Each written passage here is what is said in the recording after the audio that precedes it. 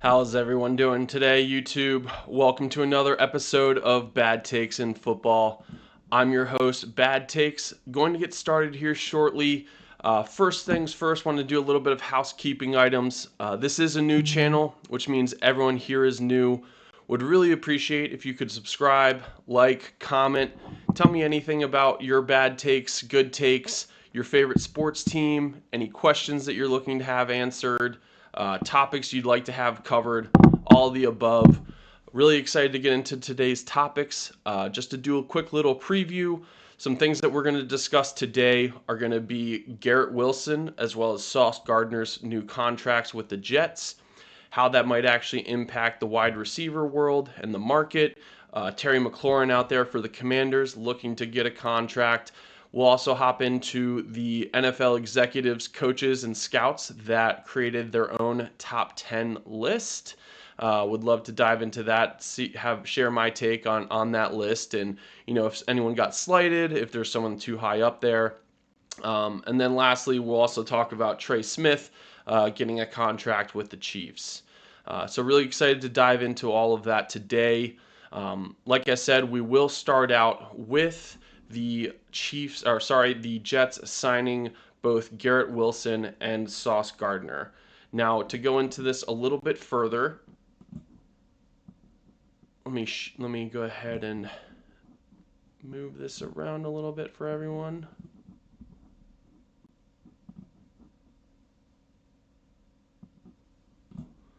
Put myself here in this corner.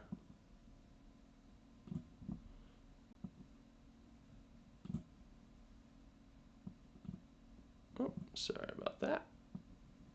Don't worry, guys. I will get better at this as time goes on. Let's go ahead and dive into things. So first things first. Wrong page.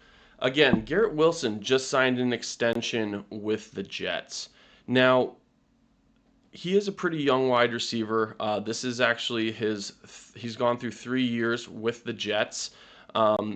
A little uncommon to actually get a contract this early on. And so that's why I really want to talk about this, because you have a lot of wide receivers out there, young as well as old, that are looking to get paid. Specifically, Terry McLaurin will dive into that. But as you can see here, 4-year, $130 million extension. Now, what this really means is they actually have him tied up for 6 years total. This isn't, 4 years from now. This means he will actually be on the team, I believe, through 2030. Now, this is a big addition for them moving forward, because if you think about this, there's a couple reasons why I would say this is important. One, they just got out of the Aaron Rodgers saga that they tried out. Didn't necessarily go too well for them and the team. They obviously had Super Bowl aspirations. The pundits were saying the same thing about them, but didn't necessarily work out the way that they were looking for. And so really they're trying to change the team makeup. They have a new head coach. And so with that being said, they brought in a whole new regime. They have Justin Fields as their starting quarterback. Now, a lot of people are wondering, okay, like Justin Fields hasn't really done much in the NFL. Why is that valuable? Well, Justin Fields actually worked with Garrett Wilson when they were on the Ohio State Buckeyes in college, and they had a really good rapport, really good relationship then. And obviously, the Jets are looking to see that same continuity moving forward in with them with the Jets. You've seen these sorts of situations happen with teams like the Cincinnati Bengals, where they matched up Joe Burrow as well as Jamar Chase together, who had experience working together in college as well with LSU. To dive a little bit further into what this actually means for the Jets themselves, really quick, I think it's important to kind of talk about a couple things. One, again, why now? Something that we've seen a lot around the NFL, not just in the wide receiver position, but just overall, is the fact that there's a lot of players that are willing to hold out, and they're trying to get paid as soon as possible. Right off the bat, I can think of names like T.J. Watt. I can think of names like Trey Hendrickson. But then also in that wide receiver space, again, it's Terry McLaurin. Terry McLaurin has voiced frustration as recently as this weekend. He was doing a commercial for an automotive group out of the DMV area, and media happened to be there and started to ask him some questions. And he voiced the fact that he wasn't happy with how the progression of his contract extension has gone. And so, with that being said, he's not happy. And he's even said off the record, but while at that same venue, is that he doesn't see how he's going to be able to get on the field. Now, I tell you all that to go back to Garrett Wilson, because nowadays these players are looking to get paid early and often. Just like a 5-year deal doesn't mean much to an NFL team, it doesn't really mean that much to these players anymore. They understand the fact that if they're not producing and the team wants to move on, once that guaranteed money is gone, they're out the door. And sometimes even with that guaranteed money, these owners are willing to swallow that lump sum and deal the players before that contract is up. And so for Garrett Wilson, one, this gives him ease of mind in the sense that the Jets are valuing him. He understands that he doesn't have to negotiate a contract as of now for the next 4 to 5 years.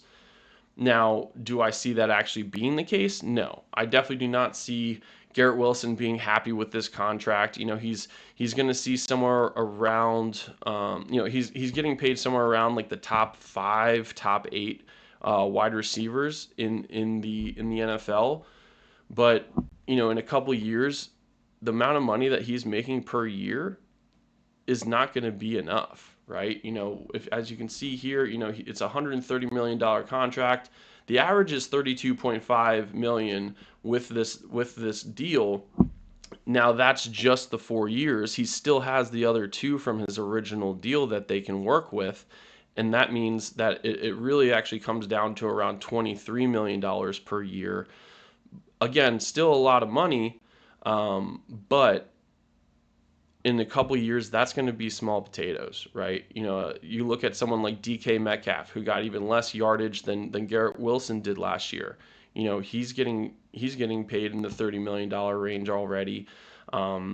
There's going to be more players that come after him with contracts, right? That's a huge, I would say, pattern in the NFL is once one person gets paid, the next person gets paid, and they get paid $100,000 or $1 million more per year, or just total on the contract. That's what they're looking for. They just want to be the highest paid. It doesn't necessarily matter how much more, but that seems to be the case. You've seen this with quarterbacks, right? Some of the highest paid quarterbacks in the NFL are some of the players that aren't necessarily performing at the highest level, right? Trevor Lawrence got a huge contract. Probably had the worst year of his career last year. But he's still one of the highest paid quarterbacks because his contract was up and the Jaguars were looking to pay him, and the market told them what they were supposed to pay him. Now, again, with Garrett Wilson, why is this a smart move? Again, this gives the Jets time to be able to, one, assess, is he a good fit? And what I would still consider, even though it's a good deal for Garrett Wilson, it's also a good deal for the Jets, because again, they didn't wait for him to have some breakout season this year in order to ask for more. He had a productive season. It was like 1,000-yard season, but it wasn't necessarily a breakout year, and so they didn't have to pay him the highest paid wide receiver contract. They were able to fit him in a top 10 contract instead, and so that helps out the team a lot. And we'll talk even more about how they were able to utilize that to their advantage, right? When you look at these teams and what's happening with them, again, I'll go back to the Bengals really quick, just because they're in a lot of trouble from this perspective, and I think it's important to mention this. But the Bengals have 2 players that are holding out at the same position right now. It's Trey Hendrickson and it's Shamar Stewart. Now, they haven't reported to camp yet, so this might change. But as of now, no one is expecting those 2 players to be in training camp to start. That's a huge problem for them. No NFL team wants to have their top player not reporting to camp like a Trey Hendrickson, right? He led the leagues in sacks last year. I'm not saying Garrett Wilson was going to hold out. I don't think he was fighting for a new contract or was threatening to hold out for a new contract. But at the same time, he's happy, right? He posted right here on social media how happy he is with this new deal. And he's excited to move forward with the Jets.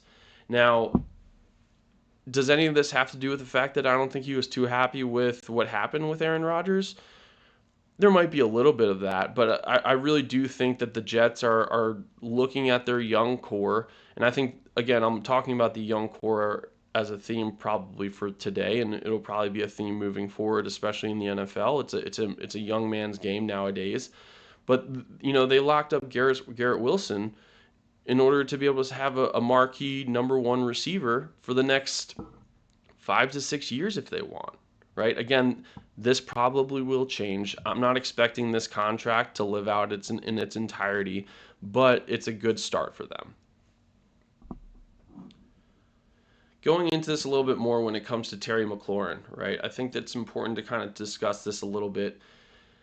Terry McLaurin, has been a part of the Commanders throughout all of their major transitions. He was a part of the team when they were the Redskins. He had to deal with the terrible ownership and the transition of the ownership. And when they became the Washington football team and then transitioned to the Commanders, he was a part of all of that. And he stood strong the entire time. There wasn't any part of Terry McLaurin that was looking to get out of Washington, even though there's a really good chance that most top tier wide receivers would not be happy in that situation, right? It seemed to be a toxic organization. Again, I'm saying this was in the past, right? This isn't what I'm saying the Commanders are now, but you're talking about one of your leaders and a marquee receiver that had more yards and had more touchdowns than Garrett Wilson. But at the same time, he's still fighting for a contract. And, I talked a little bit about the theme of young players, young stars getting paid. Terry McLaurin is older, right? He's in his 30s. And so with the number 3 starting your age comes a lot of doubt and a lot of, I would say, concern when it comes to providing long-term contracts for high dollar amounts and and also on top of that a lot of guaranteed money, right? So think about this. Trey Hendrickson, TJ Watt, both already on a second contract. They're both highly touted, decorated, top performers in the AFC and in the NFL total. Like I said, Trey Hendrickson was the top leader in sacks in the NFL. TJ Watt was right behind him. He was right there. And so everyone is thinking to themselves, okay, how are these guys not getting paid? And a lot of times it's just because of their age. They're looking for 4 to 5 years and they're looking for high guaranteed dollars. They're looking for large contracts. TJ Watt is looking to get paid near that $40 million a year range, as is Trey Hendrickson. But both the Bengals and the Steelers are hesitant to pay that because of their age, right? There's in the end, father time always wins, and these players aren't getting any younger, and so you need to work with what you have as long as you can, but at the same time, you need to understand when it might be time to cut bait and change what that might actually look like. Another important aspect I want to talk about really quick when it comes to the Garrett Wilson contract is the fact that the Jets, again, they're sort of in a transition phase, and their wide receiver room isn't necessarily the best it could be right now, just full transparency. You have Garrett Wilson, you have Josh Reynolds, you have Alan Lazard, who, truthfully, from my perspective, was expecting him to follow Aaron Rodgers again to a different team. I figured he would be picked up by the Steelers. You got Malachi Curley, Arian Smith, Tyler Johnson, right, and Xavier Gibson. It's not the best wide receiver room in the NFL, not even close. They had Devontae Adams for a short period of time last year, but he has since moved on to the LA Rams. And so they need Garrett Wilson. He is the person that they are going to invest in and can rely on from a receiving perspective. He's going to be the main target for Justin Fields for a long time, right? As long as Justin Fields is there, we'll see if that's a year, 2 years, 3 years. I hope for Fields' sake, he sees that success and is able to move on or able to move forward with the Jets, right? He hasn't necessarily seen the success with the Bears or the Steelers. I think some of that isn't necessarily on him, but he is still on his third team regardless. And with that comes, you start to get that. You start to get the stigma of a rotating quarterback. He's not necessarily a franchise quarterback to many people in their eyes. To give you a little bit more context, real quick on the numbers for Garrett Wilson, right? We mentioned that $32.5 million average. When it comes to that contract. Again, I will say, and to clarify, that is just for the 4-year extension part of it. They still hold, it's essentially a 6-year deal when it really breaks down to everything. And so keep that in mind. Obviously, some of that is still just that rookie deal. But when you're looking at like the highest paid wide receivers in the NFL, you're looking at Jamar Chase at over $40 million. Justin Jefferson's making over $35 million. DK Metcalf just got a new deal over $33 million, right? And those all are relatively young wide receivers. Actually, all of them are considered to be young wide receivers. Garrett Wilson comes in fifth, right behind DK, that followed by A.J. Brown, Amon-Ra St. Brown, Brandon Ayuk, T. Higgins, and Jalen Waddle. Again, the theme that I'm pointing out here is they're all relatively young, right? You don't see a net new blockbuster contract being sent out to a Davante Adams. Davante Adams is generally considered one of the top wide receivers in the league. He's not on that list. Why is that? It's because of his age. It's because the Rams, although they value him and know he's going to be a huge part of their offense, I think Puka Nacua even came out and said, this is Davante Adams' offense. He's running the show here. Puka Nacua's been the guy there for a couple years now, but he's still handing the reins off to Davante Adams. And so, with that being said, again, age is a huge aspect of this. Now, where do I see Garrett Wilson falling on this? Right? Where do I see Garrett Wilson from a receiver perspective? For me, I think he kind of had a bad. He got a bad deck. He got a bad deal of cards last year. I think he didn't probably have the best relationship with Aaron Rodgers, and that probably impacted his numbers on the field. Right? Aaron Rodgers is sort of known at this point for kind of bringing his crew around. Randall Cobb was there again. Alan Lazard. He likes who he likes, and Davante Adams again. He likes who he likes, and the Jets did everything they could to bring in these weapons for him. But who was already there? It was Garrett Wilson. Garrett Wilson was already on the team at this point in time, and he had to watch this new regime come in and take his touches, take his catches, right? I think anyone seeing Garrett Wilson in his rookie year would have told you he was going to have a breakout year with Aaron Rodgers. He was going to be a top wide receiver in the NFL with Aaron Rodgers as his quarterback. Now, that didn't happen. Again, I don't think that's all Garrett Wilson's fault. And from what I understand, he was definitely not pleased with how everything went over the last couple years.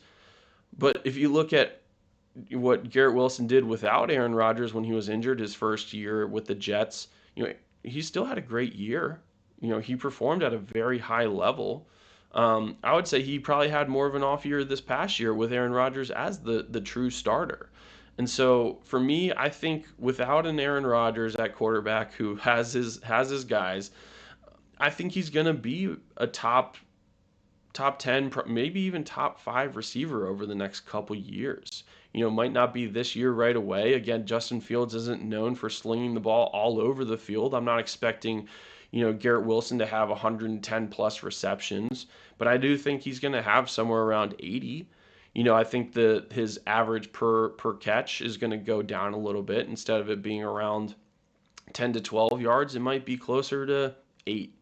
But I don't think that's going to be a bad thing for him. He's a playmaker, and I think he'll be able to use that to his advantage. To me, he has some of the best hands in the NFL. I can think of probably 3 highlights in the top of my head where I watched him and I said, wow, he's the best receiver I know, right? Obviously, I don't still believe that, but, it was definitely the case at the time.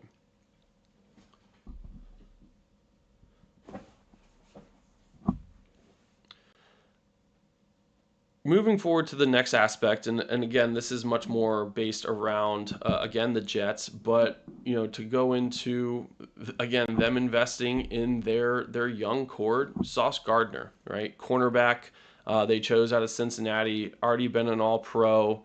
Some will say he had an off year last year, but at the same time, he was still an impactful player, and some considered to be just a complete lockdown corner. They invested in him. Sauce Gardner, 4-year, $120 million extension. He is now the highest paid cornerback in the NFL. That is uncontested. And again, I was talking about this a little bit before. He got $100,000 total more than his previous the previous top guy, Derek Stingley. Now this isn't updated here, but Derek Stingley's making an average of $30 million a year right now. With Sauce Gardner's contract, he's going to be making $30.1 million a year. Again, he just wanted to be the highest paid. Didn't matter how much, but he got those numbers. And again, the Jets are investing in their young talent. They did a great job of drafting over the last couple years, right? And now they're able to take advantage of renewing these contracts. They took a stab at the free agent side of things, didn't necessarily work out for them. So to me, it looks like they're investing in the young core that they were able to bring in. I wanted to show this really quick just to kind of show you, again, age is a huge aspect of this. When you look at this list, there's only one player in their 30s that are in this top 15 that I'm looking at right now. It's Jalen Ramsey. Huge name. Just got traded to the Steelers, and upon arrival, the Steelers paid him. They gave him a lot of money. He's making $24.1 million a year to be probably their cornerback number one. Now they have a loaded room, but again, 31 years old, and he's getting paid. It will be 4th most in the NFL. But other than that, you're seeing 24, 26, 24, 25, 27. That's the age of these players that are getting these high value contracts now. The NFL isn't ponying out money. These teams aren't ponying out money to players in their 30s anymore, right? I'm looking here at Marlon Humphrey. Marlon Humphrey considers himself as a veteran, an old veteran in the Ravens locker room. He's 29 years old, right? Right now he's sitting at like the 7th highest paid cornerback in the NFL. Probably won't be anywhere near that, on his next deal. Hopefully there is another deal for him, but that's sort of what I'm talking about here. There's a huge disparity currently when it comes to age and the contracts that are coming out. And for people like Sauce Gardner and Garrett Wilson, they're on the right side of that.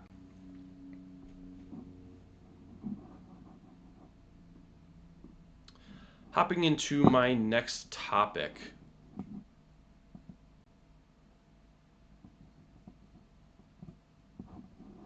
Let me go ahead and hide this. Oops.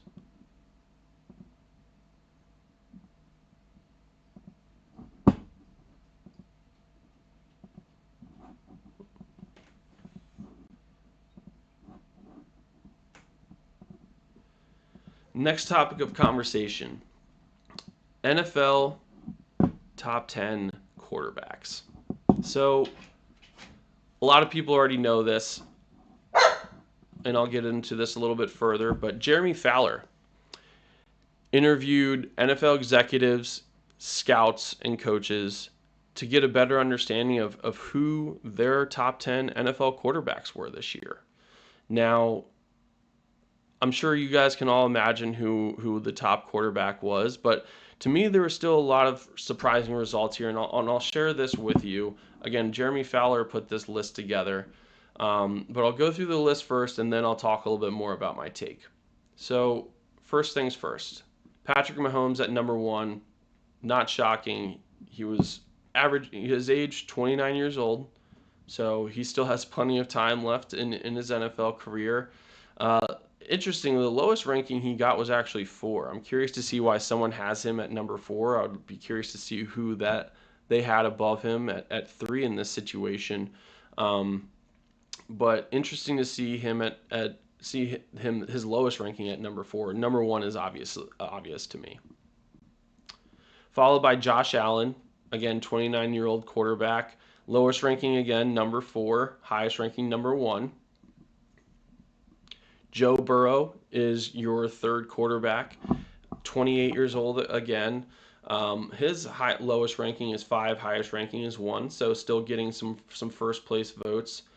Lamar Jackson, number 4, again 28 years old, lowest ranking 6, highest ranking 1. So a little bit more disparity when it comes to Lamar Jackson. Jaden Daniels, after 1 year, coming in at the 5th best quarterback in the NFL, right? 24 years old. His lowest ranking was 10, highest was 5. So it's kind of interesting he landed at 5. Generally, it's a little bit of like an average, but there was probably a lot of people that had him at number 5, which is why he stuck there instead of, lower than that. We'll definitely dive into Jaden Daniels. Matt Stafford at number 6. So far, the oldest quarterback on this list at 37 years old.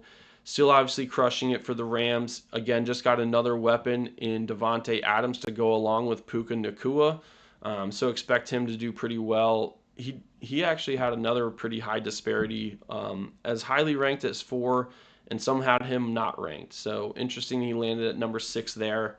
Justin Herbert, the perennial hope, in my opinion, we'll go more into that, was ranked number 7 in the top 10. He's 27 years old, so young. Lowest ranking, unranked, not surprising to me. Highest ranking, 3, which is insane, and I'll go a little bit more into my take on that shortly. Number 8, Jared Goff. Again, 30 years old, not necessarily super old, but he's starting to climb up there in age.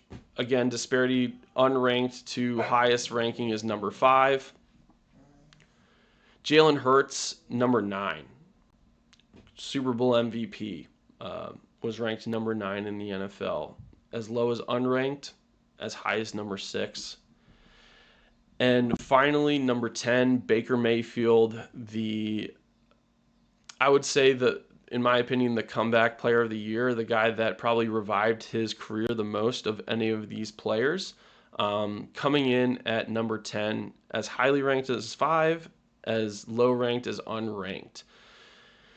So there you go. There's the top 10 there. To me, again, there's a couple things that I'll say here. First things first. You're not going to hear me complain about Patrick Mahomes at number 1, right? I think it's very obvious that Patrick Mahomes is the best quarterback in the NFL. Last year, they seemingly were a bad team up until the last 4 minutes of every single game. He found a way to make sure they won. Mind you, some of them came from what I would say to be somewhat questionable calls. Against the Ravens on the first game, he was saved by a toe being out of bounds. There was a pass interference that led to a game-winning field goal for the Chiefs against the Bengals. Again, there was just a lot of times where I would say not a lot of people were super high on the Chiefs last year. I think a lot of people want to see the Chiefs and sometimes Patrick Mahomes fail, I'll call it sort of like the LeBron James effect. A lot of people are just sick of him being the top guy already. I guess people forgot what it was like to have Tom Brady as the number one quarterback in the NFL for so many years.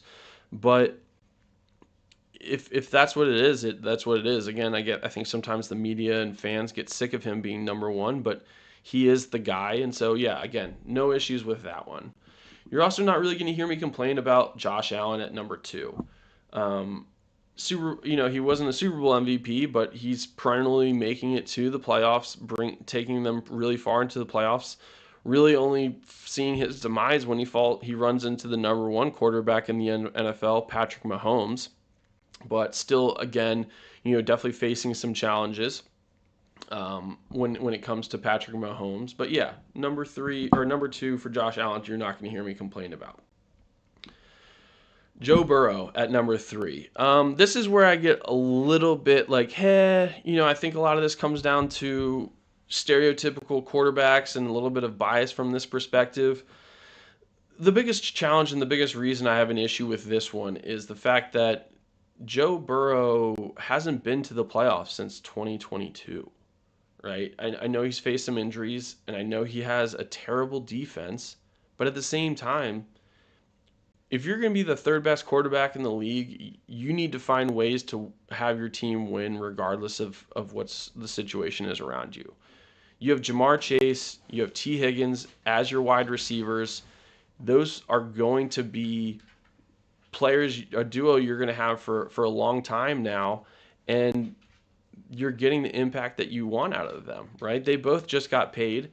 You're doing well from that perspective. You need to be able to win games for your team. And they get off to slow starts every single time.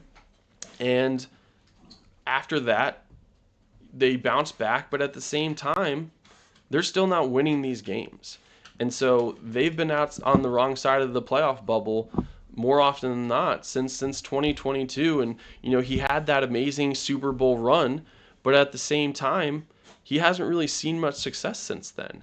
And so for me, I do struggle a little bit with Joe Burrow being at number three. Now, number four, Lamar Jackson, right? Two-time MVP. He makes the playoffs every single year, and has a huge impact on the team and on the league in general. I think a lot of people will say that he could have won the MVP last year. Right, it's super obvious that he had that sort of impact on the NFL and on the Ravens in general. Again, this is the guy that people said should have been a wide receiver or a running back coming out of college and continuously proving people wrong. He led the NFL in QBR, right? That essentially equates to a lot of the aspects of being an NFL quarterback, and he led the NFL in it. So obvious to me that he is a top three quarterback in my mind. Again, Joe Burrow has all the intangibles. He has the talent. I think if you were to say, if you're talking about a pure throwing competition, yeah, I'll take Joe Burrow over Lamar Jackson. But if you're saying, hey, I need someone to win me a game and I don't care how, I'll take Lamar Jackson 10 times out of 10. Going further into this, Jaden Daniels. Jaden Daniels being at number five, especially above someone like a Jalen Hurts, who has been to 2 Super Bowls and been a Super Bowl MVP. I struggle with this one. I think he had an amazing run for a rookie. He had the best rookie run or campaign of any rookie quarterback in NFL history. But at the same time, it's been 1 year, right? You're talking about a player that has seen success for a total of, we'll call it 6 months in the NFL, right? Think about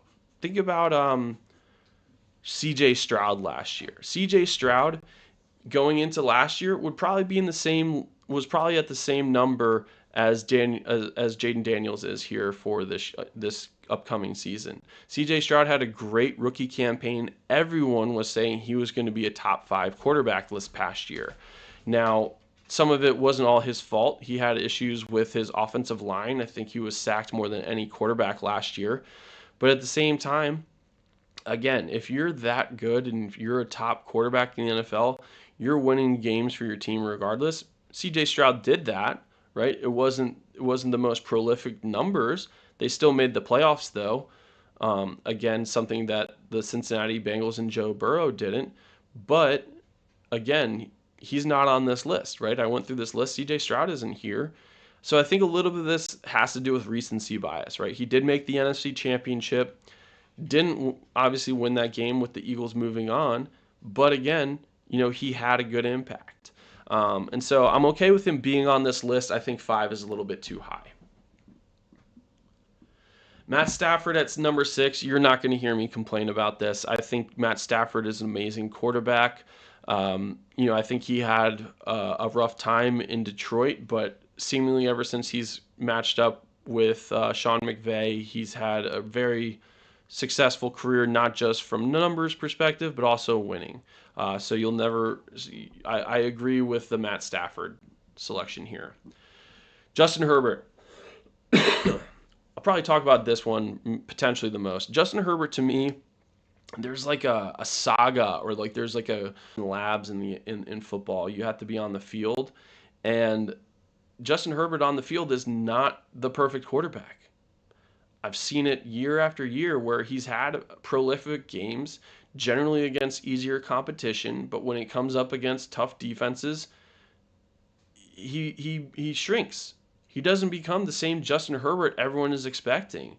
And for me, I can't put a quarterback in the top 10 that can't even have a winning record, let alone his passer rating is somewhere around 60 when he plays in the playoffs. That is historically low numbers.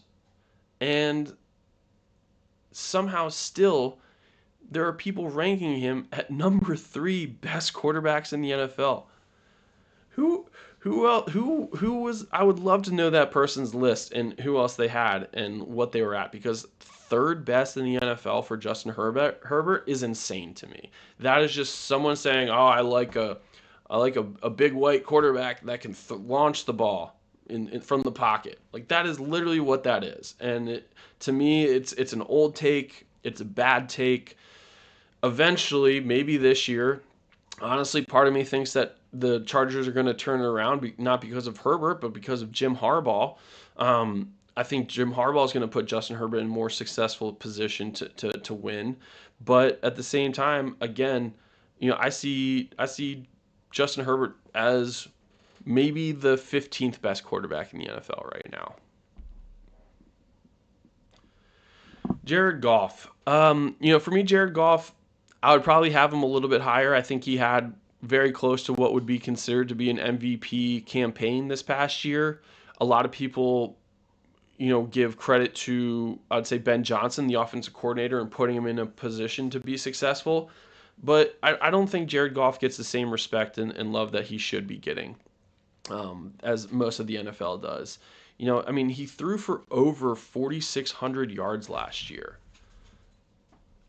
That is insane. That's the second most yards in the league. And of that, he was completing an insane amount. He had a completion percentage of like over 75% on like play action plays, as you can see here. That is an insane number. And so Jared Goff, I would probably have at number 6 on my list. Again, I think a lot of this comes down to players like Justin Herbert being above him. I don't know. I would love to hear the argument for that side. I just can't. I can't picture that one.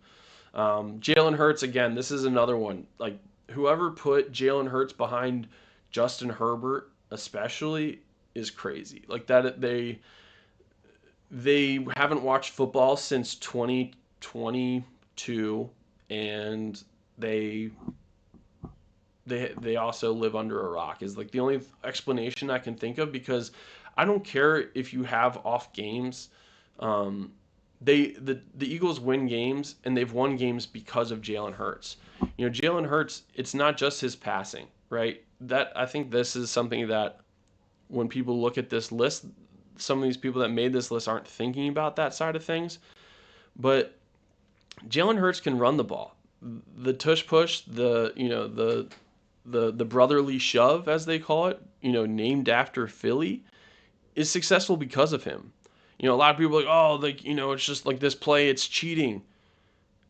Jalen Hurts, like, the other teams try that play and are unsuccessful with it. The Ravens do it with tight ends. A lot of teams actually do it with tight ends because their quarterbacks can't do it, or they just don't want to risk it with their quarterback. But Jalen Hurts, time after time after time, gets into the end zone or gets that first down with that play. And I don't care if people consider it to be cheating. They do it because of him. It's not just because their offensive line or who they have pushing him. They do it because Jalen Hurts is good at it. I don't know if you've ever seen Jalen Hurts with a squat rack, but the guy is strong. His legs are insane. I would put him up against Saquon Barkley in a weightlifting competition. I bet you would be surprised how comparable Jalen Hurts is to Saquon Barkley when it comes to lower body strength. Last on the list again, Baker Mayfield. I'm happy Baker Mayfield made this list. For me, I think he got the short end of the stick in Cleveland. I have no clue why they thought it was a good idea to walk from him. I guess they thought Deshaun Watson was a better option, and so they decided to. I mean, they actually made that decision, but yeah, they thought Deshaun Watson was a better pick in this situation. But Baker Mayfield, even when he was with the Carolina Panthers and with the Rams for a very short period of time, he saw success there. And last year, I know he has Mike Evans as a target, Chris Godwin, another great receiver to be able to throw the ball to. But Baker Mayfield got the Buccaneers to the playoffs in his first year there. And I think everyone is expecting the Bucs to be, again, the favorite out of the NFC South to make the playoffs. And I think Baker Mayfield is a huge part of that. I don't think he got the respect that was warranted for how hard he works and what he was able to do. I think a lot of people they didn't like Baker Mayfield from a personality perspective and felt he was more of a potentially more of a disruption or disturbance in the locker room as opposed to someone like a Matt Stafford, right? That isn't going to necessarily be like a loudmouth or show that side of his personality. So I'm happy for Baker Mayfield from this perspective. I think that he deserved to be on this list.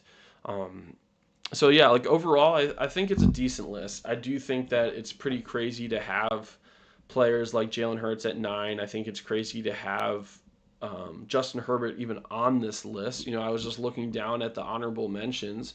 The fact that C.J. Stroud and Jordan Love didn't get on this list, but again, Justin Herbert is on it is definitely crazy to me. But that's the way of the world, and that's what happens. But yeah, I think that there is some work that can be done on this list. Last thing I was going to cover today was the Kansas City Chiefs signing guard Trey Smith.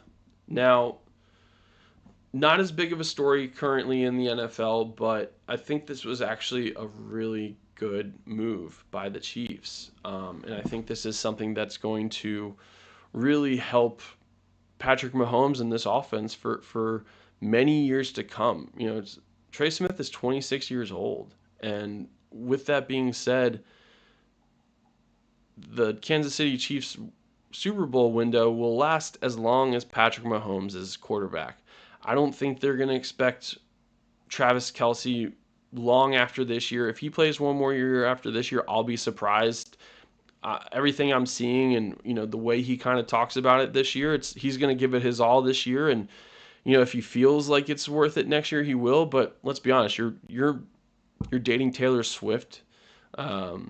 Your life is completely changing from that perspective. I would be shocked to see Travis Kelce in a Kansas City Chief uniform next year.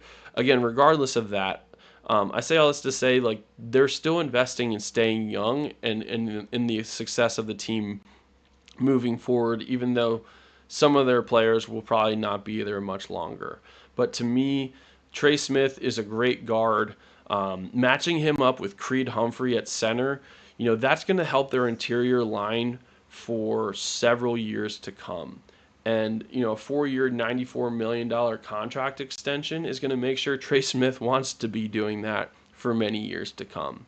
I think they still need a little bit help at tackle. I know they drafted a tackle, Simmons, out of Ohio State.